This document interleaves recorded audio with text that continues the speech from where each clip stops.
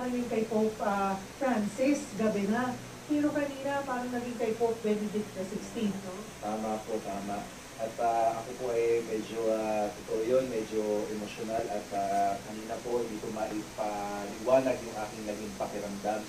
Kasi nakikita ko sa aking mga kamay no, yung paglabas ng bagong Santo Papa. At ang Santo Papa para sa simbahang Katolika, hindi niya pinapalitan si Kristo.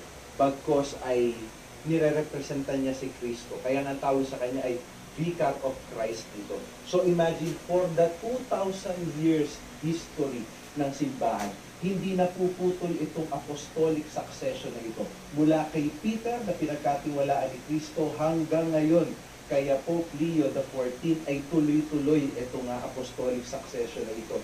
At para sa akin ay ibig sabihin, nagpapatunay lamang ito na hindi tayo pababayaan ng Diyos at hindi tayo pinababayaan ni Kristo sapagkat nagbibigay siya ng pastol para sa atin.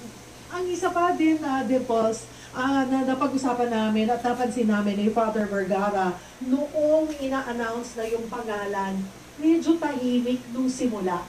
Parang ako,